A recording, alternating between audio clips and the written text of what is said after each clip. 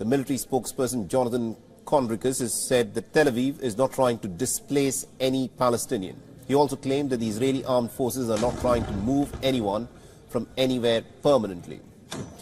Many Palestinians fear that what is happening to them at this moment is in fact a rerun of what happened to their fathers and grandfathers in 1948, where an estimated 760,000 Palestinians had been evicted and pushed out of their ancestral lands in an event that the Arabs describe as Nakba, which of course Israel celebrates as a day of its creation.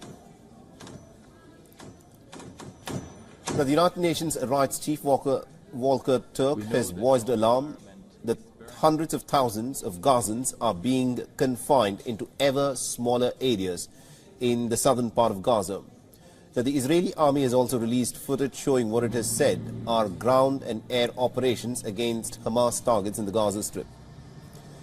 In the video footage, the Israeli soldiers are seen carrying their top-notch weapons and walking around in some of the most densely populated neighborhoods anywhere in the world, and they're reducing each of these neighborhoods to rubble. The aerial footage shows the destruction and the scale of destruction that is being wreaked on the Palestinian people in the Gaza Strip. Now, senior Israeli military officials have admitted that for every one Hamas fighter that they seem to be killing, they are killing at least 2 civilians. Now, one of the officials has said, and I quote the Israeli official here, "I'm not saying it's not bad that we have a ratio of 2 to 1. He further added that the use of human shields is part of the strategy used by Hamas, which Israel claims is resulting in this catastrophic collateral damage. Collateral damage, remember, is a military term that describes the loss of innocent civilian life. People have got nothing to do with the violence.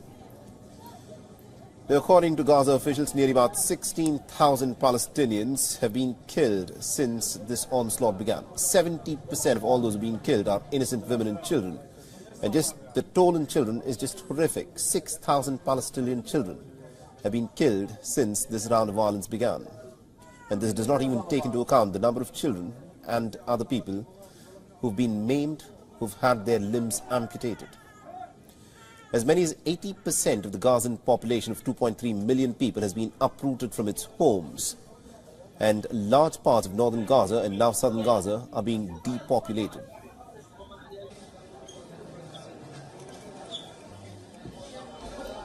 احنا من غزه جينا هنا على اساس انهم قالوا لنا ترحلوا يا عم ترحلوا من غزه بلدكم فيها حرب طلعنا من غزه رحنا على الجنوب زي ما طلبوا لكن هاي اللي لقيناها في الجنوب ايش بدنا نسوي والطار كلها اللي نزحين فيها كلها هذا لسه ما تسجلش اصلا. The main telecom company in the Gaza Strip has said that mobile telephone services and internet connections had in fact been cut across the territory. The president of the International Committee of the Red Cross has said that she had arrived in war-torn Gaza, warning that the suffering there was simply intolerable. We have to find solutions to this. We can't turn away from what is evidently a moral failure in the face of the international community.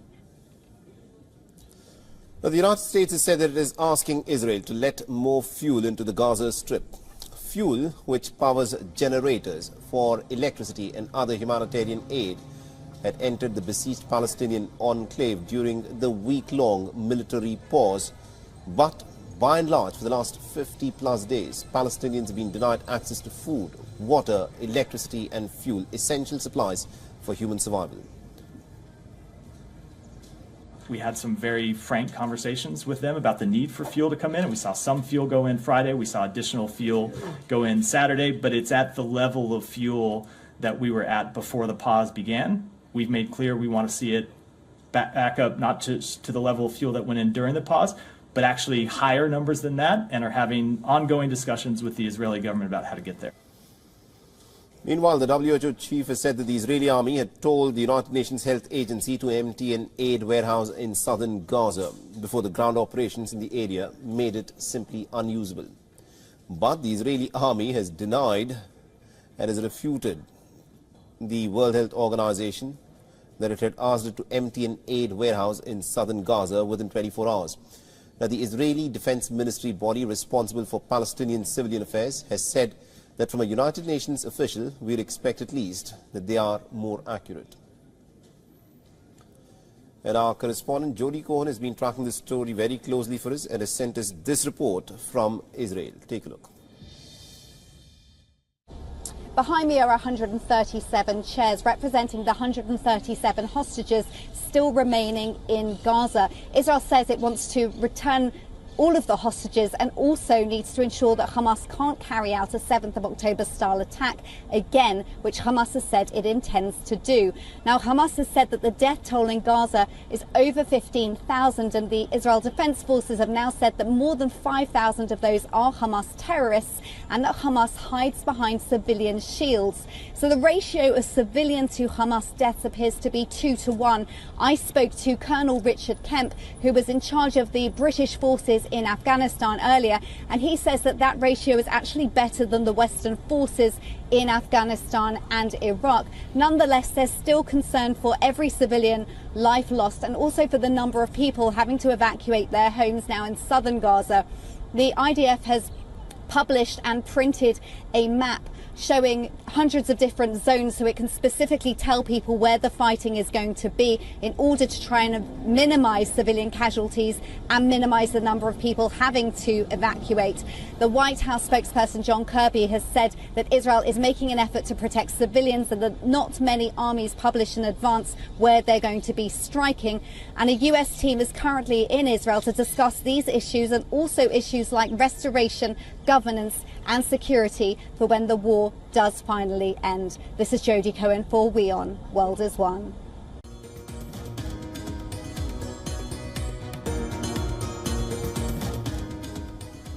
An intense Israeli airstrikes hit the south of the Gaza Strip, killing and wounding dozens of Palestinians, including in areas where Israel had told people to seek shelter.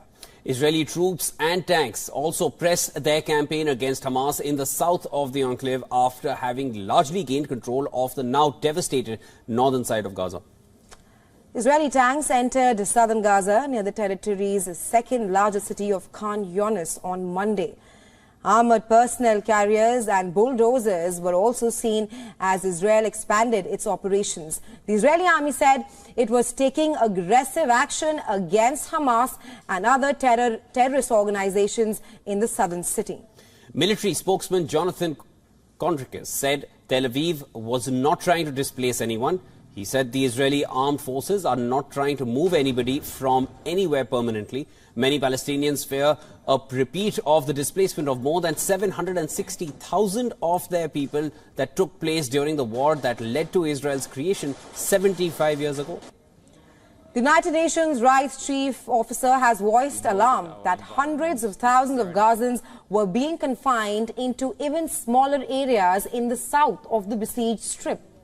The Israeli army released footage showing what it said were ground and air operations against Hamas targets in Gaza. In the video footage, Israeli soldiers could be seen carrying weapons and firing towards what they said were Hamas targets. Aerial footage showed destruction of what the Israeli army said was Hamas infrastructure.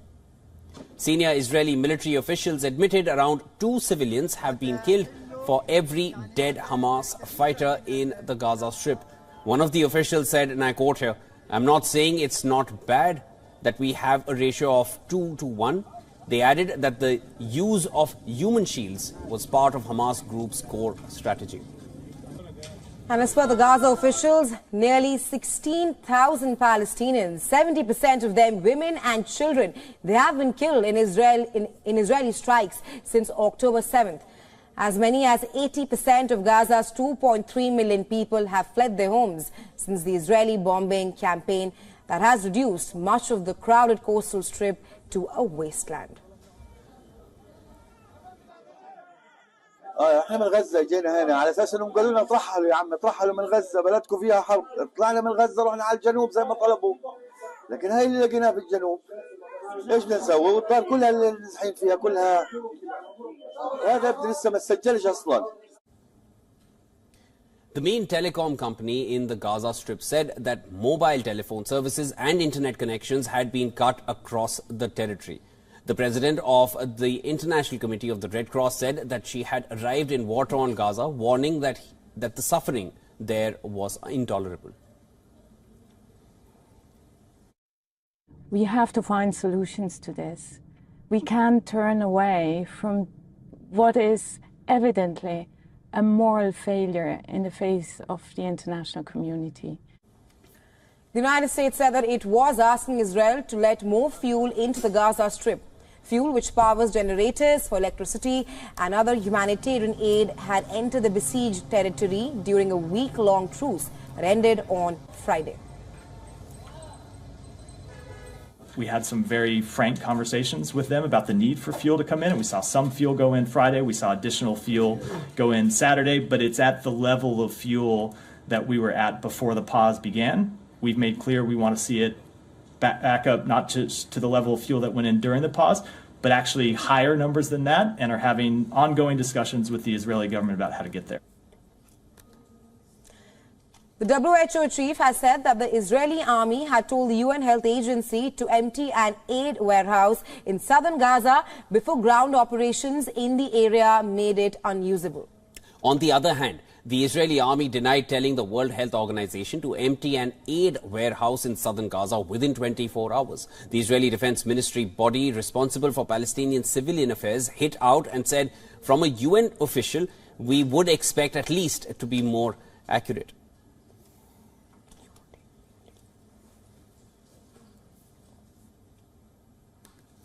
All right, for more of this, we are now being joined by Professor James Russell from Montreal. He's Associate Professor in the Department of National Security Affairs at NPS, where he is teaching courses on U.S. foreign policy in West Asia. Welcome to the broadcast, sir. Thank you. So, just need to start off right away with this. We've already witnessed the destruction of northern Gaza, and we have had several discussions with you in the past on this as well. Now they've ramped up attacks on southern Gaza as well. What will be left of Gaza and what comes next?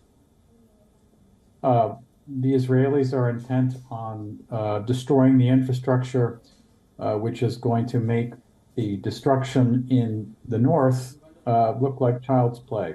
They're going to flatten the place, destroying whatever is left of the infrastructure for the civilian population. We're going to have a humanitarian catastrophe, which is unfolding before us. The World Health Organization, for example, pointed out that as many people could end up dying of disease in the conditions that are going to be created after the destruction, which we're seeing unfold before us in southern Gaza. And as for the end game, I can't tell you. I'm mystified at this. You can't bomb your way out of a political problem. You can't kill your way out of a political problem. This has been tried before in many situations around the world at different times in history, and it doesn't work. And it's not going to work for the Israelis. All that is going to happen is that we're going to see a new era of terror unfold. They're creating a steady stream of, I mean, if Hamas was looking for a recruiting tool for its ranks, the Israelis have delivered it to them, right? There's going to be long lines at the recruiting station for Hamas after this is all over. Children who've lost their parents, and of course parents who've lost their children, their seeds have been sown for future conflicts to come up here. Right, Professor Russell, Exactly. speak of how the civilian casualties in Gaza at the moment is paramount. Talking about the U.S. statements that have come out, U.S. earlier said that Israel is receptive to its messaging of minimizing civilian casualties. But the latest statement from the White House, where it clearly says that it is too early to draw any conclusions. What do you make of these contrary statements coming out from the White House? I don't know what to make of them. The Kamala Harris has been over in the region, again, forcefully stating the American point of view that Israel is supposed to exercise restraint. Secretary Blinken showed up in Israel again, adopting a more forceful tone for the Israelis to exercise more restraint. But I can tell you, it's going to take more than just talking about this. The United States shows zero ability to influence Israeli actions in this matter. I don't see the Israelis throttling back on any of this, and which makes the Biden administration just look weak and ineffective.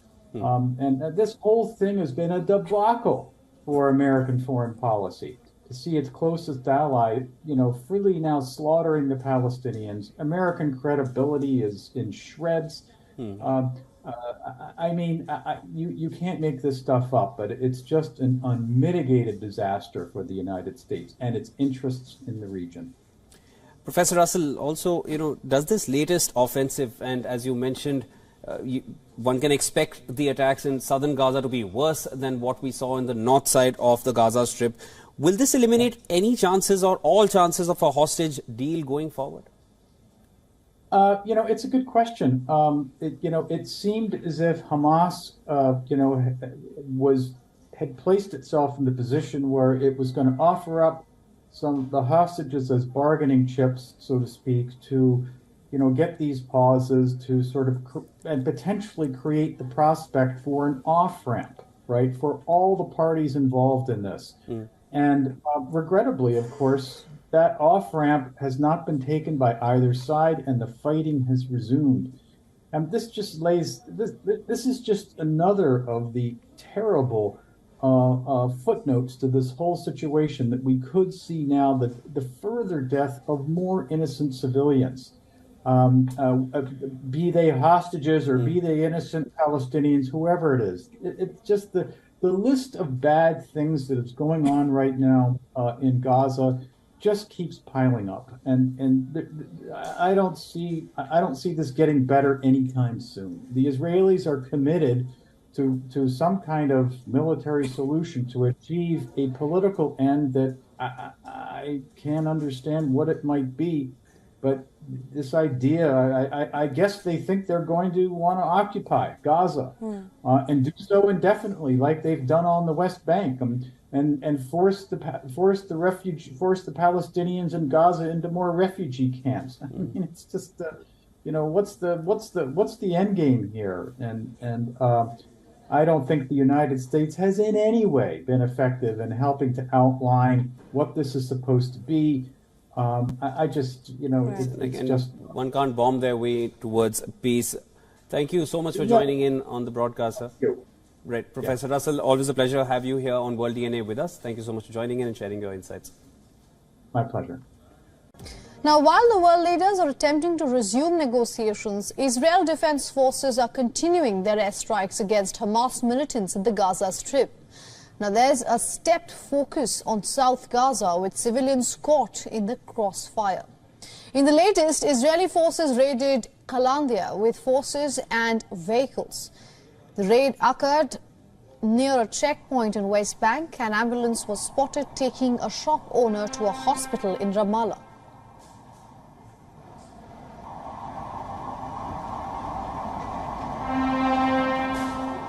Senior Hamas officials said that resuming talks with Israel on further exchanges of hostages and prisoners depends on a cessation of aggression and a ceasefire.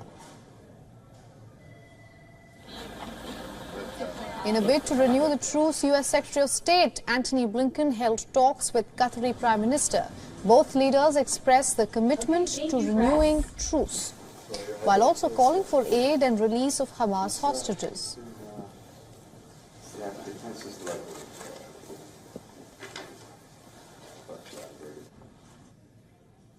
The Israeli military, on the other hand, says that it has intensified its attack on the Palestinian enclave, adding that militants on every part of the Strip are now on target. Now, this marks a big escalation in the Israeli offensive since the truce collapsed. Before the 7-day pause, the deadliest Israeli operations were limited to northern part of Gaza.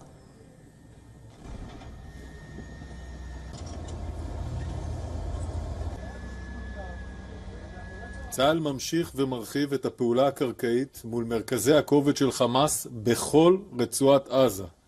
בכל רצועת עזה, במקום שיש מרכז כובד של חמאס, צה"ל פועל. Israel's military chief of staff says that their operation in southern Gaza will match its earlier offensive against Hamas in the northern part of the Strip. The IDF claims to have killed Hamas's commander of the Shati battalion with an airstrike in Gaza. They say that the commander Haitham Khawjari directed militants to carry out raids into southern Israel on October 7th, when the fighting first began. The Israeli Defense Forces further said that since the beginning of their ground offensive, the troops have discovered more than 800 tunnel shafts in the Gaza Strip. The military said that around 500 of them have already been destroyed, either by setting off large explosive charges inside or by sealing them completely.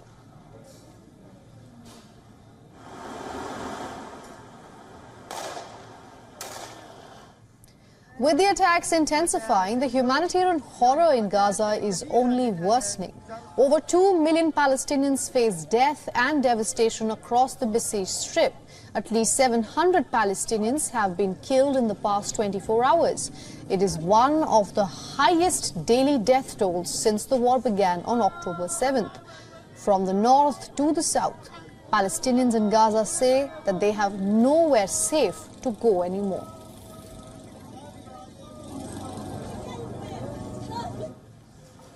The Israeli military targeted the Jabalia refugee camp in northern Gaza for a second straight day. Renewed strikes hit the refugee camp on Sunday. Several homes were destroyed, killing dozens of people. More are buried under the rubble.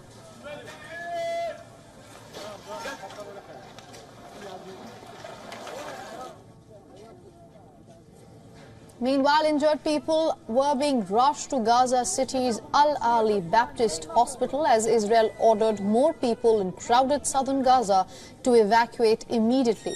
Bodies were lined on the front yard of the hospital even as more bodies were being brought in. الحقيقة منذ انتهاء الهدنة وبداية العدوان من جديد تلقينا خلال الأيام الثلاثة الماضية يعني بما في ذلك هذا اليوم العشرات من الجرحى المصابين المختلفين والمئات من الشهداء. في الحقيقة الإصابات بهذه المرة أصعب بكثير مما قبل الهدنة. أغلب الإصابات هي كسور معقدة مفتوحة تحتاج إلى تدخل طبي وعمليات عاجلة. كما وصلت عدد كبير من الحالات المصابة في الرأس ومصابة في البطن وغيرها، وهي كل حالات تحتاج إلى تدخل لإنقاذ الحياة. 39 Palestinians, including 20 who are badly injured, arrived in Tunisia together with their families on Sunday. They were transported from the Gaza Strip for medical treatment. They had been evacuated via the Rafah border crossing into Egypt. Another flight is scheduled for Tuesday to bring in additional 160 injured people to Tunisia for treatment.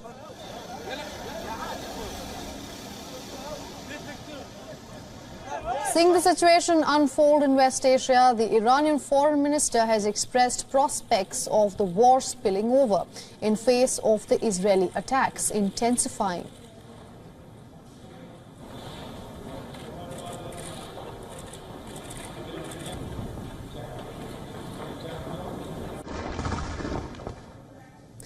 Now, to decode these developments further, we spoke to Sergei Sumleny. He's the director of the European Resilience Initiative Center, and he spoke about the recent attack by Yemen's Houthis on commercial vessels in the Red Sea. Yeah, indeed, it is a very big risk, as you have described in your presentation. The situation is quite dramatic. We have seen not only attacks on the commercial ships in the Bab el-Mandeb Strait, but also an attempted attack on a U.S. Navy vessel, which already demonstrates the level of how to say it better, the level of unpredictability of the actors and the level of recklessness. Like, there are not so many actors in this world who would be ready to attack a U.S. Navy vessel. Here we can see a clearly wish for escalation, or at least a wish not to calculate the consequence. Israel Defense Forces are continuing its large-scale airstrikes against Hamas militants in the Gaza Strip. And as the world leaders attempt to bring both the parties back to the negotiating table. Under the Israel bombings, around 700 Palestinians have been killed, and people are fleeing their homes now. The paramount question being, where do Gazans go? To talk more on this, we're now being joined by Dr. Malcolm Davis, Senior Analyst in Defence Strategy, and he's joining us live from Australia. Thanks very much for joining us on WION, Dr. Davis. My pleasure.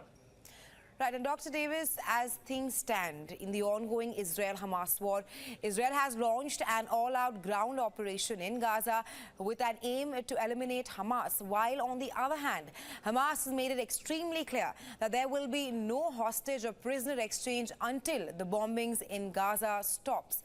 How do you assess the current situation in Gaza, and do you expect that the truce will restart again? In terms of the truce starting again, absolutely not.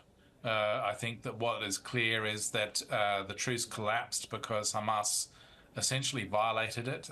They started reducing the number of hostages they were going to hand over, at the same time started launching rockets into Israel. And I think Israel was entirely justified in essentially ending the truce and starting the war.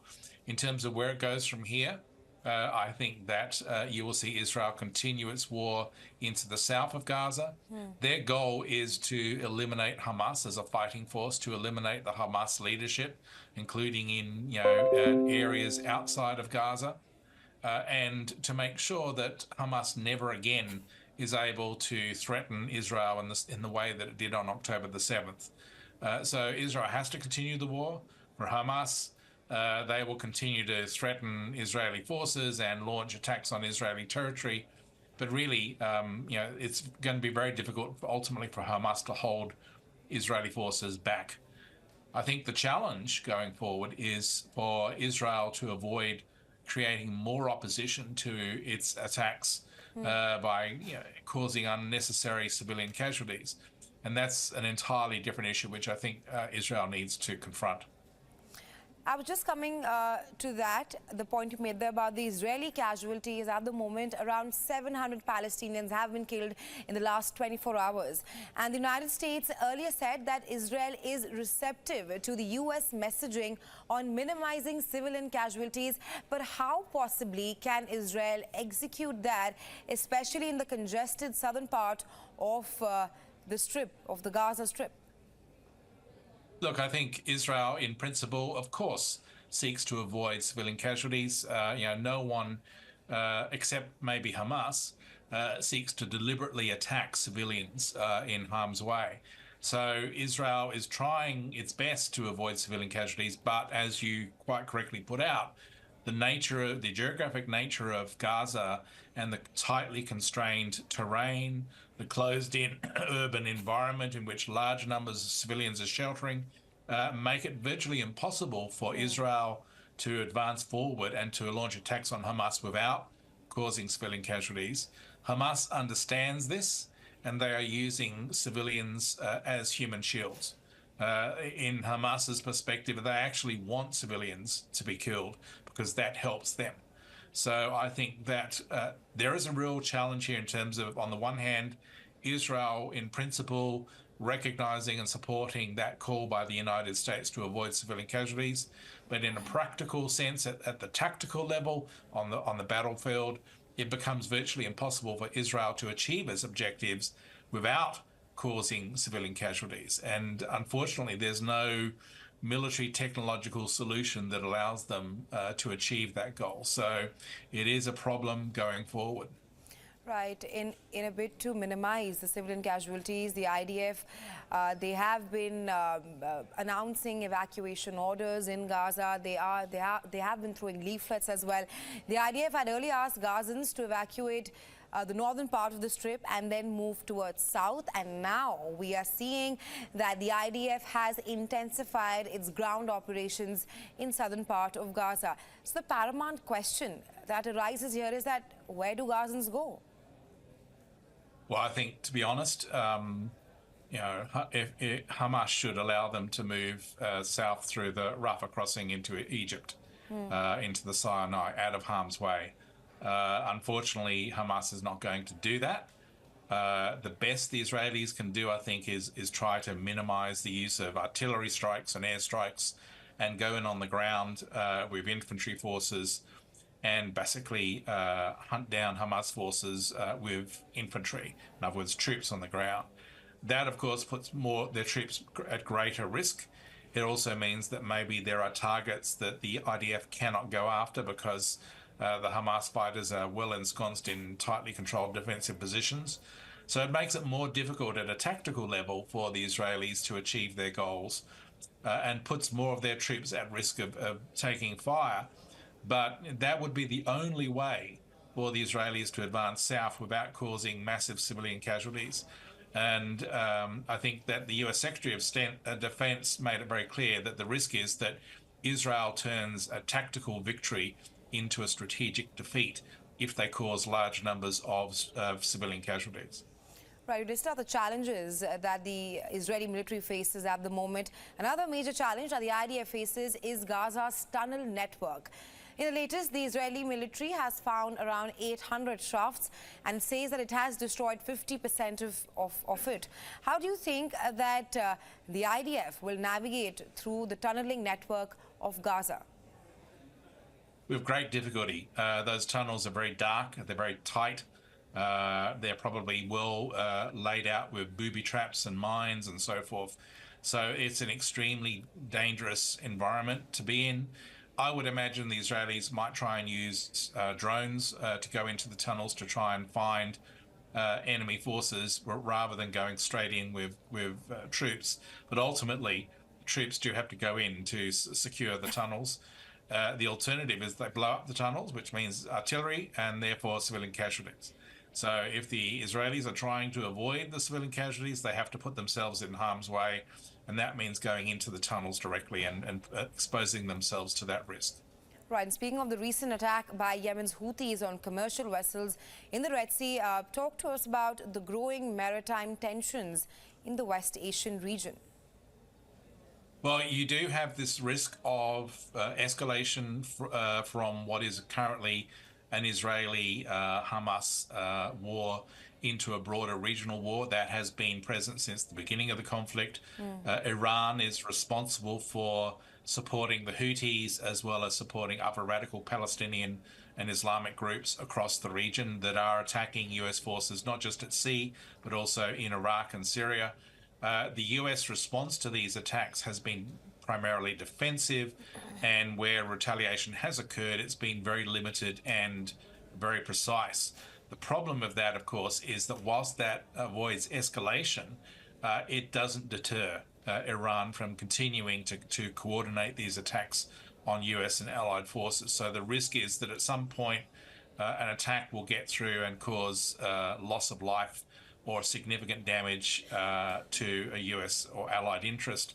And then the Americans will have to respond much more forcefully.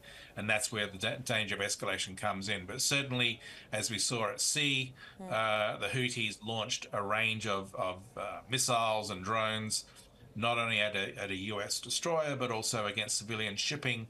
The US destroyer defended that civilian shipping. And we should expect more of these attacks until the US can find some way to deter them without creating unavoidable escalation risk. Absolutely. Thanks very much to Dr. Davis for taking our time and joining us here on WION yet again. Thanks very much. Thank you. The civilian death toll in Gaza is nearing the 16,000 mark. More than half of that number are women and children. The truce is truly over, and it's now back to the sound of gunfire and bombs. The once claimed safe zones are no longer secure.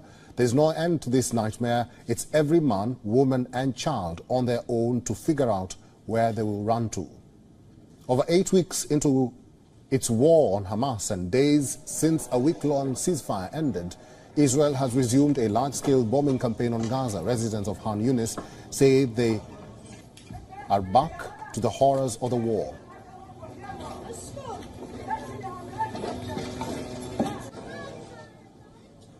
Pressing its ground campaign deep into southern Gaza, Israel is now ordering people out of the main southern city in the Gaza Strip. The IDF released a map last weekend dividing Gaza up to hundreds of numbered small districts. The Israeli military forces have now begun to ask civilians to evacuate from specific areas before the military operations begin. Israel's military posted a map on X marking a quarter of the city of Khan Yunis in yellow as territory that must be evacuated at once. 3 arrows pointing south and west indicated civilians to head farther towards the Mediterranean Sea and the Egyptian border. Residents who were left homeless said they had moved from the north to the south for their own safety, but now felt they had nowhere to go, and southern Gaza is overcrowded, having turned schools and hospitals into shelters for civilians. They told us to move from the north to Khan Yunis, since the south is safer, and now they have bombed Khan Yunis too. Even when Khan Yunis is not safe now, and even if we move to Rafah, Rafah is not safe as well. Where do they want us to go? We are tired and will remain in our lands and houses.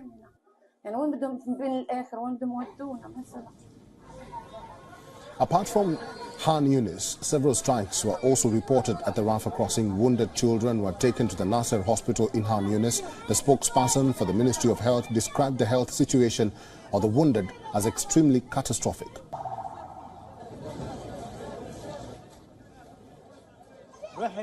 I swear I don't know where I'm heading.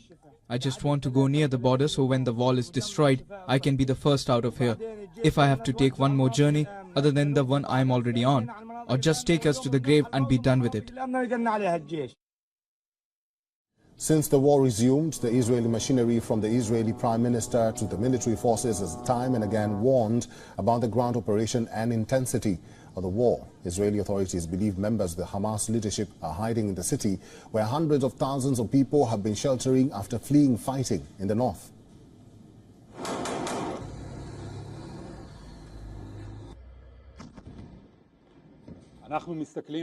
Yesterday and today we eliminated brigade commanders, company commanders, many operatives, and yesterday morning we started the same process in southern Gaza Strip. It will be with no less results than that, and Hamas commanders will meet the IDF everywhere in a very, very strong way.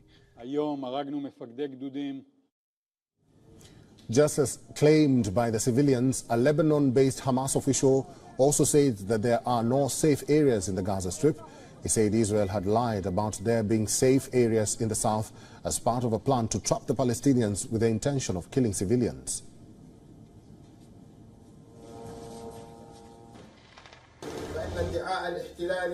Its constant call for citizens to go there was a premeditated plan and trap to commit more massacres against our people, unarmed civilians and displaced people in the south.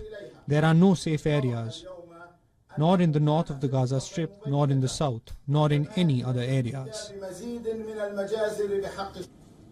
The IDF that embraces the goal of destroying Hamas is on an unstoppable spree. The head of the International Committee of the Red Cross has described the suffering in Gaza as intolerable while visiting the territory. The map on your screens right now shows the latest extent of damage known to have taken place in the Gaza Strip since Israel began its bombardment following the 7th of October Hamas attack. The map proves Israel has caused extensive damage to build-up areas in the south of Gaza River, where it initially instructed Palestinian residents to flee to in order to avoid fighting.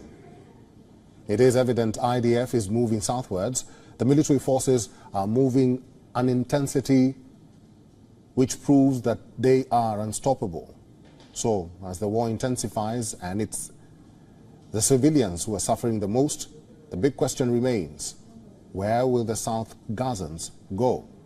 We earlier spoke to Elijah Magnia, who is a war correspondent and also an analyst from Brussels, and this is what he said. The Israelis started to bomb the north, occupied 40% of it, and then yesterday they announced the beginning of their operation in the south against Khan Yunis, leaving only the Palestinians. We're talking about almost 2 out of 2.3 million to move all of them in Rafah, which is more or less the size of an airport runway. How can you squeeze 2 million people in that area that, first of all, without water, electricity, no internet connection, no food supply, no medical assistance because the hospitals have been damaged and non-operational, and put everybody there without homes in the winter that is started in that part of the world, and then ask them to remain there because that is safe, but above all, bombing also the vicinity of Rafah area. So this is why many Palestinians prefer to remain in their homes and be killed, or perhaps hope that it is not their turn today, or maybe tomorrow, or maybe another day. And this is where they stay because they don't have anywhere else to go. While leaders are attempting to resume negotiations, Israel Defense Forces are continuing their airstrikes against Hamas militants in the Gaza Strip. There's an increased focus on South Gaza, where hundreds of civilians are caught in the crossfire. The Israeli military has intensified its attack on the Palestinian enclave, adding that militants on every part of the Strip are now on target. This marks a big escalation in the Israeli offensive since the truce collapsed. Before the 7-day pause, the deadliest Israeli operations were limited to northern Gaza.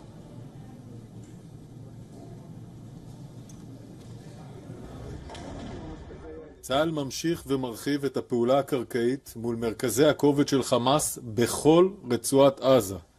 בכל רצועת עזה, במקום שיש מרכז כובד של חמאס, צה"ל פועל. In a bid to renew the truce, U.S. Secretary of State Antony Blinken held talks with Qatari Prime Minister. Both leaders expressed the commitment to this cause, while also calling for aid and release of Hamas hostages. A senior Hamas official said that resuming talks with Israel on further exchanges of hostages and prisoners depends on a cessation of aggression and a ceasefire.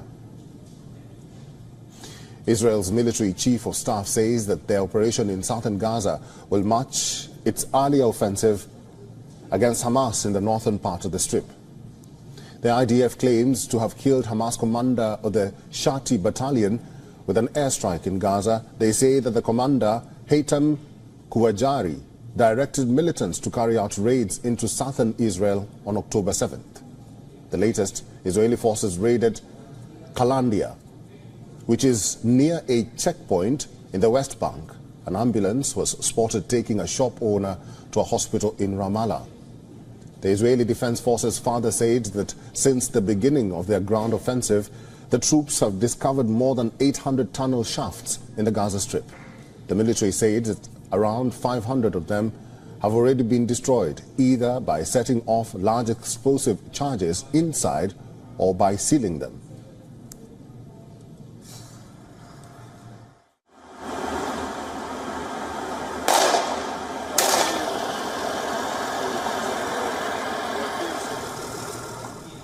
With the attacks intensifying, the humanitarian horror in Gaza is only worsening. Over 2 million Palestinians face death and devastation across the besieged strip.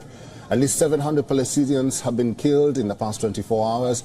It is one of the highest daily death tolls since the war began on October 7th. From the north to the south, Palestinians in Gaza say nowhere is safe.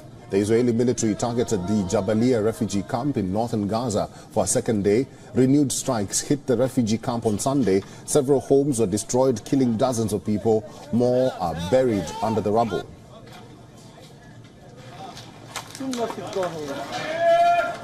Meanwhile, injured people were being rushed to Gaza City's Al-Ali hospital as Israel ordered more people in crowded southern Gaza to evacuate. Bodies were lined on the front yard of the hospital, even as more bodies were brought in.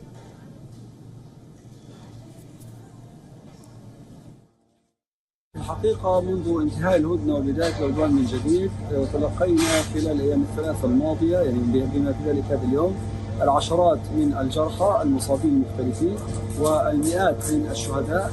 في الحقيقة الإصابات في هذه المرة أصعب بكثير مما قبلهن. أغلب الإصابات هي كسور معقدة مفتوحة تحتاج إلى تدخل طبي وعمليات عاجلة. كما وصلت عدد كبير من الحالات المصابة في الرأس ومصابة في البطن وغيرها، وهي كل حالات تحتاج إلى تدخل لإنقاذ الحياة. 39 Palestinians, including 20 who are already badly injured, arrived in Tunisia together with their families on Sunday. They were transported from the Gaza Strip for medical treatment. They had been evacuated via the Rafah border crossing into Egypt. Another flight is scheduled for Tuesday to bring an additional 160 injured people to Tunisia for treatment. Seeing the situation unfolding in West Asia, the Iranian foreign minister has expressed prospects of the war spilling over in the face of the Israeli attacks.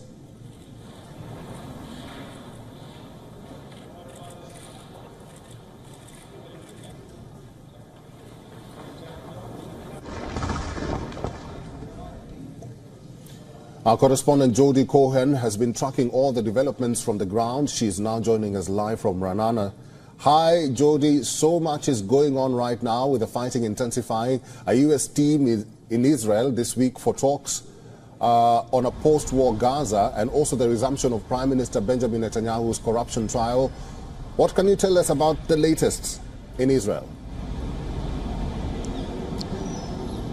Hi, Eric. So yes, there's certainly a lot going on here today. So we know that more than 130 people are still being held in captivity in Gaza, including 20 women, 2 children under the ages of 4 and 10 people over the age of 75. And you can see their faces behind me here. Now, Qatar has said that they're still committed to truce efforts.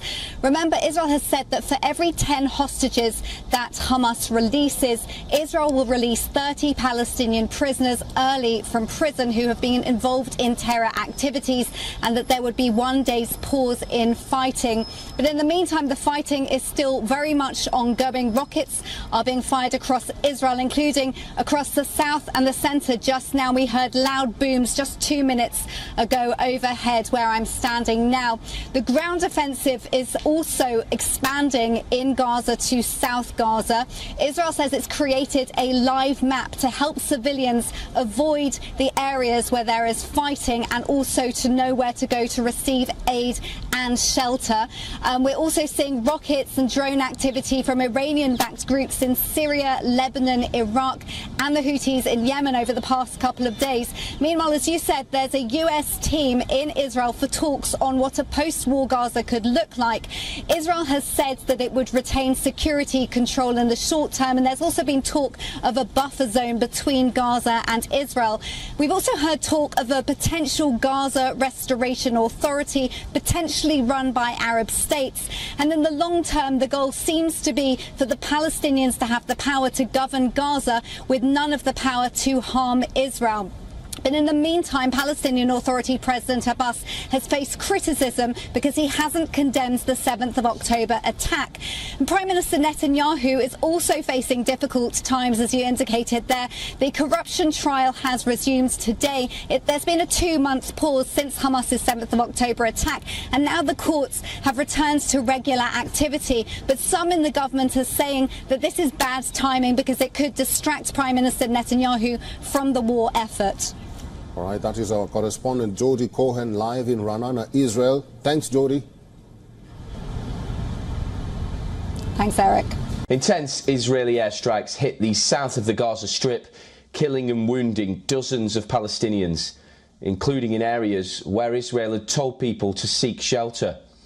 Israeli troops and tanks also pressed their campaign against Hamas in the south of the enclave after having largely gained control of the now devastated north. Israeli tanks entered southern Gaza near the territory's second largest city of Khan Yunis on Monday. Armoured personnel, carriers and bulldozers were also seen as Israel expanded its operations. The Israeli army said it was taking aggressive action against Hamas and other terrorist organisations in the southern city.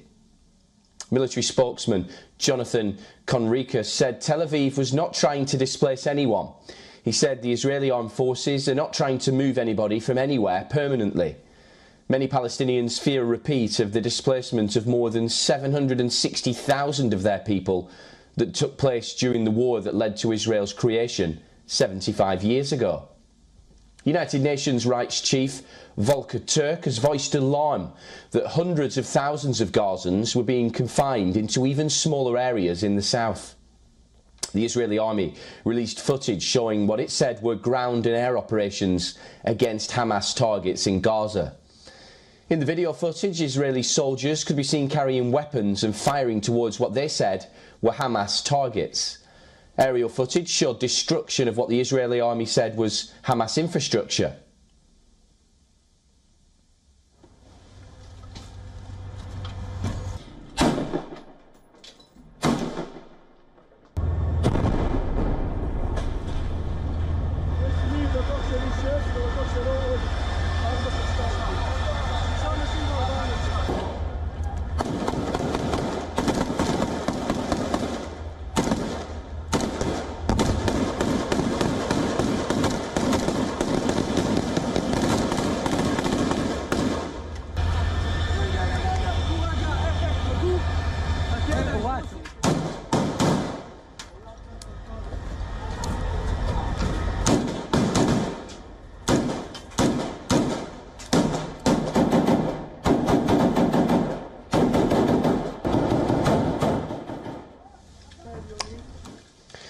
Senior Israeli military officials admitted around 2 civilians. Nearly 16,000 Palestinians have been killed and over 3/4 of Gaza's 2.3 million residents have been displaced during this war, who are running out of safe places to go now. Israel says it targets Hamas operatives and blames civilian casualties on the militants, accusing them of operating in residential neighborhoods. Israeli bombing campaigns have Gaza families on the edge. They are packing up and fleeing, heading for a pocket of land further south, already crammed with displaced people and without enough food, water or toilets. Now, some are fleeing for the third or even the fourth time in less than 2 months. The new phase of displacement since a week-long truce ended on December 1st is aggravating an already catastrophic humanitarian situation. The World Health Organization says that the situation in Gaza is getting worse by the hour.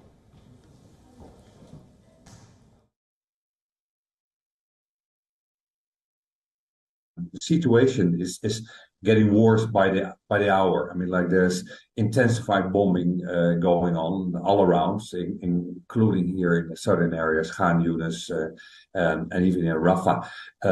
Even what I've seen over the last couple of days, that we see an vastly increasing number of IDPs coming from the so-called middle area and even now the southern areas towards furthermore to the south. In Khan Yunis, in southern Gaza, Israel is launching a long-awaited assault. Palestinians who sought protection by camping in the grounds of Nasser Hospital were seen rolling up their tents and loading cars or donkey carts with mats and blankets.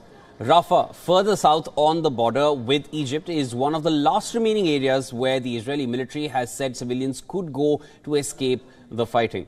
However, it has been hit by many airstrikes. Displaced people in Rafah say their living conditions are horrible, with no place to eat, wash or pray. Khan Yunis was home to 381,000 people before the Israel-Hamas war. As per UN, another 245,000 people displaced by Israel's bombardment of the northern part of Gaza have been sheltering there in 71 different locations. Now, the Israeli army has called for residents to evacuate to 3 designated areas in the Rafah governorate. Those areas are already packed with 280,000 residents and 470,000 displaced people who arrived after the war started on the 7th of October. The ability of the UN and partners to provide assistance in the region is already critically challenged. US State Department stated that Israel is not doing enough to allow more fuel and aid into Gaza and should step up efforts.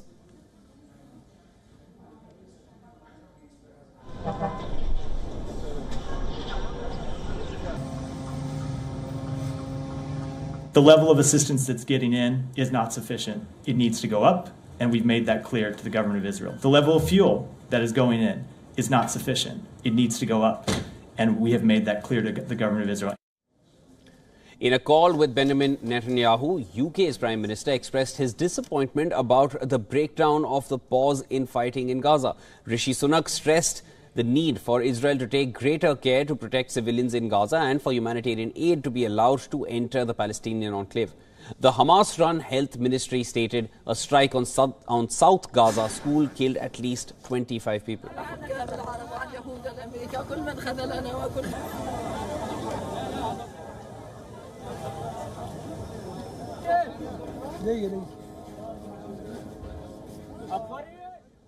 And the hostage situation in the war in West Asia remains grim. The truce between Israel and Hamas militants, it gave a ray of hope for those captured during the October 7th attacks by Hamas.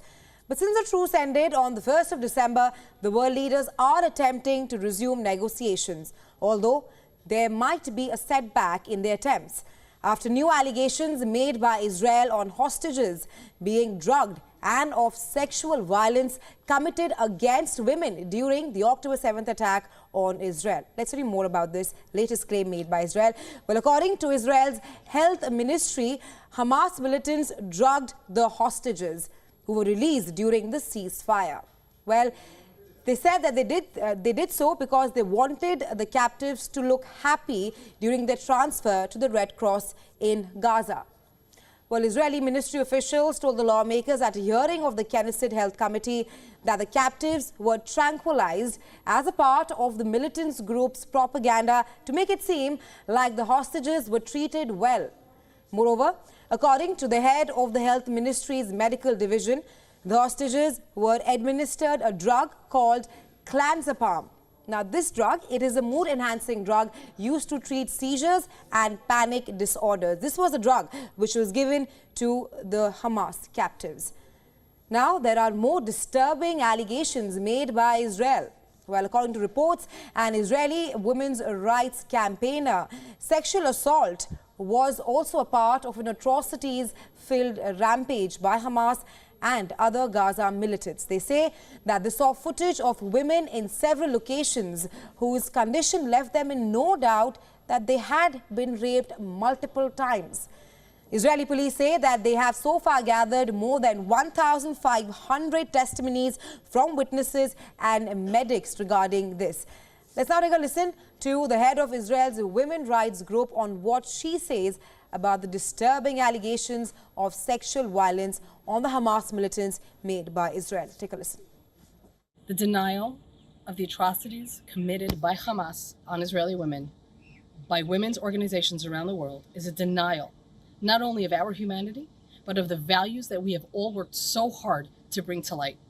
As a woman who's not only Israeli, but also American, and also heads a women's rights organization, it is shocking and deeply painful to have other women's organizations not recognize what has happened to us, not share in our pain, and not share in our stories. It needs to change now. And after campaigners in Israel alleged the gender-based violence during the Hamas attack, U.S. President Joe Biden has called for global condemnation of what he said was horrific sexual violence by Hamas.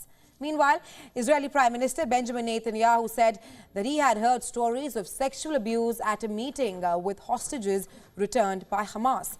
And while addressing women's rights and human rights organizations over alleged sexual violence by Hamas, Netanyahu says, "Where the hell are you?" Well, we just took a look at the allegations made by Israel. Now, let's tell you about the allegations made by released Palestinians who allege of mistreatment in Israeli prisons, released under a prisoner-hostage exchange between Israel and the Hamas militants.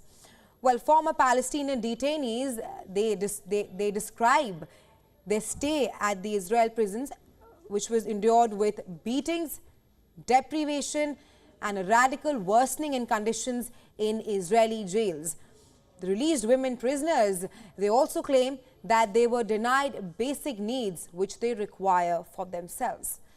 And despite the daunting conditions described by both Israelis and Palestinians, it's been over a month since the war has been going on, which started on October 7th. That is when Hamas attacked Israel. They took with them around 240 people. Hostages from Israel were taken by the Hamas militants and are held hostage in Gaza.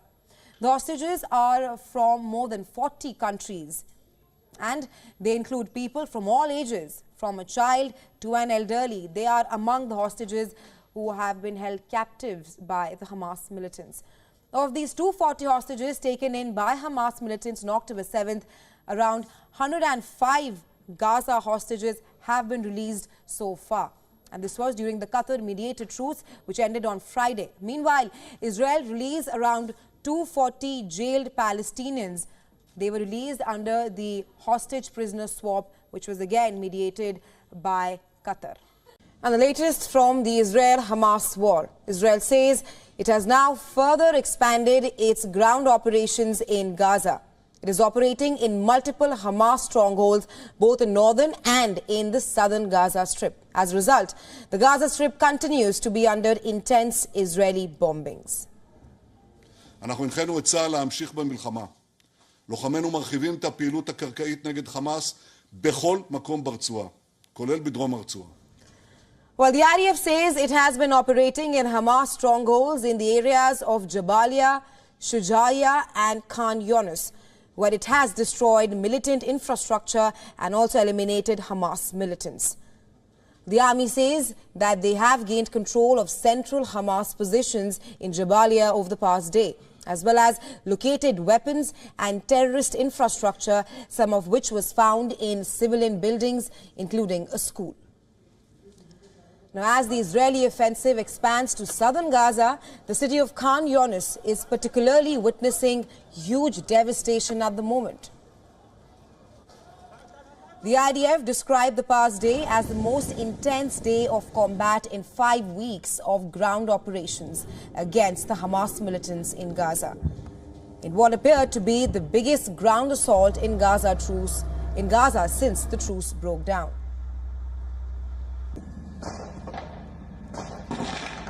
Israel said that its troops, who were backed by warplanes, had reached the heart of Khan Younis and also surrounded the city. Take a listen.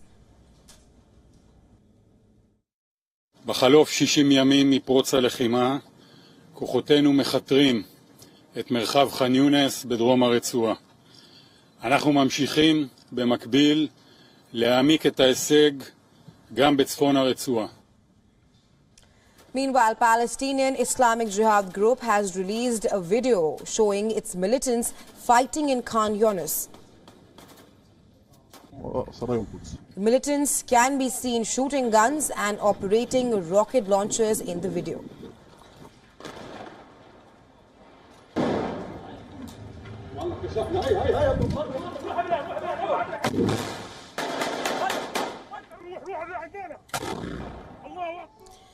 And amid the intense fighting, Gazans are now attempting to flee southern Gaza as well. They're trying to reach Rafah, the only border crossing between Gaza and Egypt.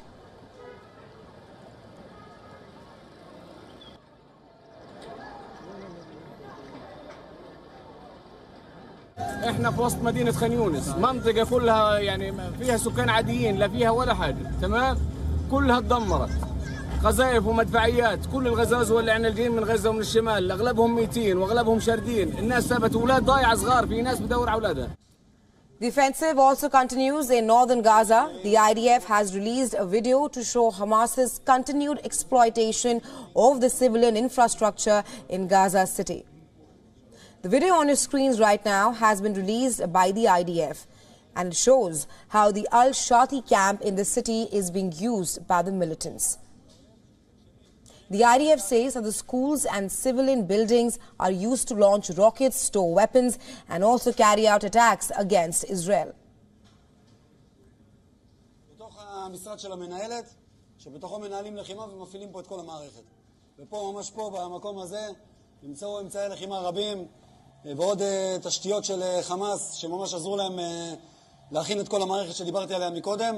טוב, אז אנחנו נמצאים בעצם מתחת למבנה. The IDF also said that it operated in self-defense to eliminate an imminent threat from Lebanon's Hezbollah group. The Israeli army was notified that the soldiers from the Lebanese armed forces were harmed during the strike. The IDF has, however, clarified that their target was only Hezbollah and has expressed regret over the incident. It says that the incident is under review as of now. And amid the intense fighting, Hamas has ruled out negotiations. It says no further prisoner or hostage exchange will take place until the Israeli strikes on Gaza stop.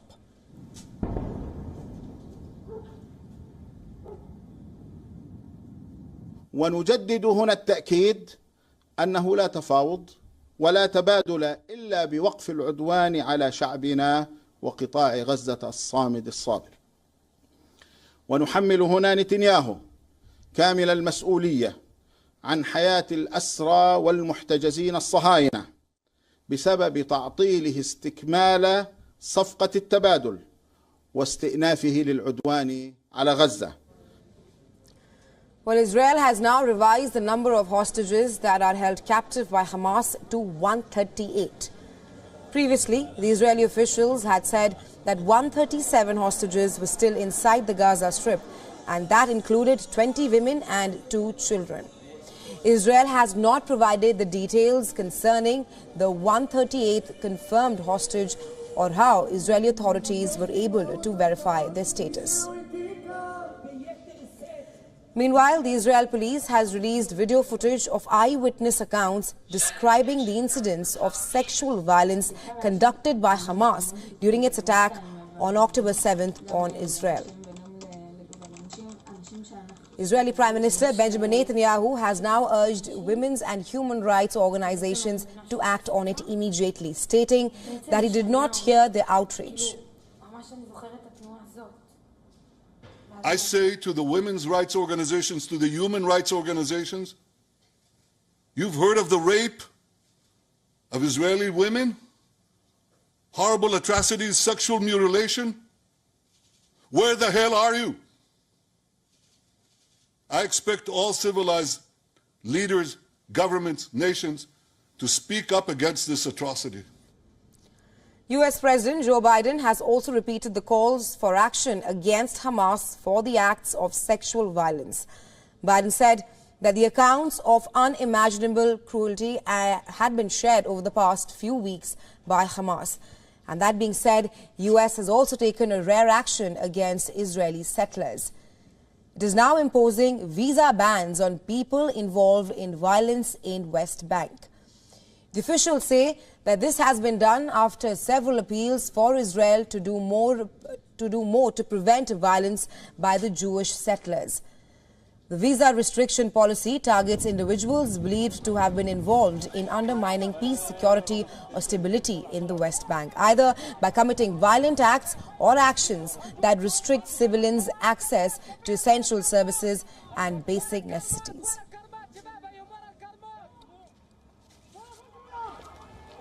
Today, as President Biden recently warned, the United States is taking action to address this escalating violence in the West Bank by implementing a new visa restriction policy under Section 212A3C of the Immigration and Nationality Act. Now, the Israel-Hamas war has killed nearly 16,000 Palestinians and displaced over 3/4 of Gaza's 2.3 million residents, who are now running out of safe places to go. Well, Israel says it targets Hamas operatives and blames civilian casualties on the militants, accusing them of operating in residential neighborhoods. Israeli bombing campaign have seen Gaza, it has rather rendered the Gaza families on the edge.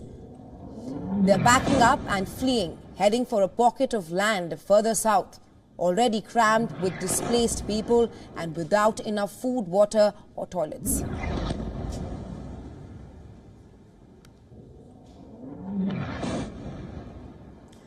Some are fleeing for the third or the fourth time in less than 2 months. The new phase of displacement since a week-long truce ended on December 1st. It is now aggravating an already catastrophic humanitarian situation in Gaza. The World Health Organization says that the situation in Gaza is getting worse by the hour. Take a listen. The situation is getting worse by the hour. I mean, like there's intensified bombing going on all around, including here in the southern areas, Khan Yunis, and even in Rafah. Even what I've seen over the last couple of days, that we see an vastly increasing number of IDPs coming from the so-called middle area and even now the southern areas towards furthermore to the south. In Khan Yunis in southern Gaza, Israel is launching a long-awaited assault. Palestinians who sought protection by camping in the grounds of the Nasser hospital there, they were seen rolling up their tents and loading cars or donkey carts with mats and blankets. Now, the Rafah border further south with Egypt is one of the last remaining areas where the Israeli military has said that that the civilians could go to escape the fighting. However, it has been hit by many airstrikes as well. And displaced people in Rafah say that their living conditions are horrible, with no place to eat, wash or even pray. Khan Yunis was home to 381,000 people before the war. As per UN, another 245,000 people displaced by Israel's bombings of the northern part of Gaza have been sheltering there in 71 different locations. The Israeli army has called for residents to evacuate to 3 designated areas in the Rafah border there. Those areas are already packed with around 280,000 residents and 470,000 displaced people who arrived after the war started on October 7th. The ability of the UN and partners to provide assistance in the region is already critically challenged. The US State Department stated that Israel is not doing enough to allow more fuel and aid to enter Gaza